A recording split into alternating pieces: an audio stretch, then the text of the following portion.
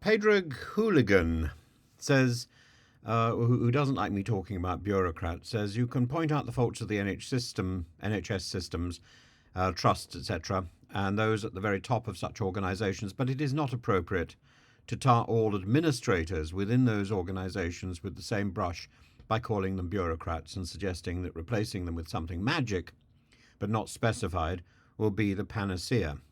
I'm going to point out that I don't actually say that.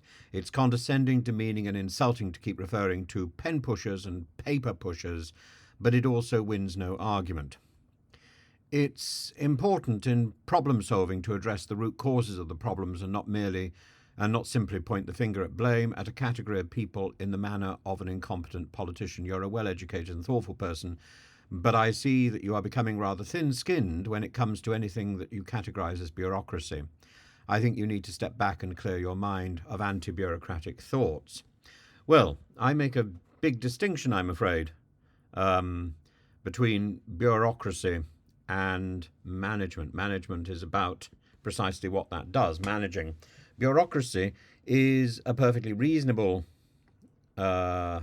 instrument, but when it gets out of control, as it has done in the NHS and the post office, then it needs to be stripped back and replaced by something that falls closer or that coheres closer to the acceptable side of bureaucracy. Bureaucracy, it's in the name, is designed to control with paperwork. And when it does that, I'm afraid it is out of control. But while it's a tool used by management, it's a very useful tool. It's long been celebrated and maligned, evolving from a practical necessity into a tangled, self-sustaining organism. So let's go into that particular beast, probably through the back entrance, but through the back door. Bureaucrats often face criticism because they are potentially over-rigid, inefficient, and detached from the people that they serve, and that is the problem. They can be slow to respond to changing needs and have a tendency to prioritise process over outcomes. And when I say bureaucrats, really I don't mean the individuals, I mean the paperwork. Bureaucracy is about rule by the desk. It's in the word. Kratos for rule, bureau, which is simply a French word for desk.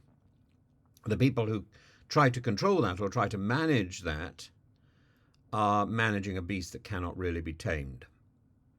And those who don't understand it, the computer says no, these people are, of course, ridiculed in public, in Little Britain and so on, and rightly so. Bureaucracy needs to be tamed and controlled. If you can't control it, get rid of it. But it's a very useful tool when it can be controlled. It's out of control in the post office and was exposed as such, and out of control in the NHS and exposed as such. And part of that problem is that the people who are trying to control it do nothing but control bureaucracy. They don't understand the business that they're trying to control. It is madness that somebody should go from heading the NHS, heading the post office, to heading an NHS trust. Madness. What skills does this person actually have, except for the skills of ignoring the real business, thinking the paperwork is more important than the business? That was the problem with Horizon, wasn't it? And the NHS, a titan of public service, has been bogged down by bureaucracy for years. Now, I wouldn't call this out, except that again and again and again, from other people I am told about bureaucracy which has failed. Either it's very tardy, or it is completely inaccurate. And when I have personally had the same experience of this tardiness and the inaccuracy, the clod-hopping inefficiency of bureaucracy, bureaucracy is there for one purpose only, and that is to provide efficiency and accuracy. And if it can't do those two things, then it needs to be reformed, replaced, revised. And I think it's perfectly right to call it out. Bureaucracy is at the service of management, not the other way round, which is why we need to get rid of the people who are controlling that bureaucracy in the NHS. People are simply there to process. And while intended to manage an overwhelmingly complex system, layers of administration have layers of administration that increase extra layers of administration have led to increased costs. Like one of those amazing performers where you stack glasses on top of trays, on top of glasses, on top of trays, on top of it, and then you run around with this amazing thing. In the end, bureaucracy breeds bureaucracy. And in the NHS, it breeds increased costs, inefficiency, and delayed care. And instead of a smooth operation, administrators find themselves tangled in endless paperwork, performance targets, managerial roles that seem to grow in number, while doctors and nurses are stretched to the breaking point. The bureaucrat in the NHS system seems more concerned with how things are recorded rather than whether the patient gets seen on time. And when things that are recorded are wrong, the whole thing appears hollow. In 2019, the NHS had 1,000 staff solely dedicated to NHS communication, meaning a small army was being paid to tell people how the NHS was doing rather than improve how it was doing. That's absurd. The Post Office Limited scandal is a great example of bureaucracy gone rogue. Between 1999 and 2015, hundreds of sub-postmasters were wrongfully prosecuted because of flaws in bureaucracy, in the Horizon IT system. And instead of addressing the specific systemic bureaucratic faults, bureaucrats doubled down on blaming the sub-postmasters in the assumption that bureaucracy cannot be wrong. You're saying the same thing. Bureaucracy cannot be wrong. Bureaucracy is fundamentally wrong if it's out of control. The persistence in defending the flawed system despite evidence is a prime example of how bureaucracy can become an authoritarian force, immune to correction, obsessed with process over justice. Paula Vennells, the then CEO, moved on from the post office to unrelated leadership roles in the NHS, presiding over this disaster, moving on to preside over another disaster, illustrating how a career in bureaucracy requires only proficiency in pen pushing, surviving paperwork. And while modern bureaucracy often frustrates, it once had a glorious heyday. Most notably within the East India Company, the sprawling empire was held together by an elaborate system of paperwork, forms, and reports. And the triplicate form, for instance, which was born out of necessity, one copy for the local office, one for the central archive, one for the return ship home. And this process allowed governors and administrators to plan, to record, and more importantly, to verify activity in an era when communication was slow and unreliable, and it worked. It was bureaucracy at its finest. Data collection, decision-making, accountability, all rolled into one. Even in its most repressive acts like colonial tax extraction, the East India Company's bureaucratic mechanisms were marvels of efficiency.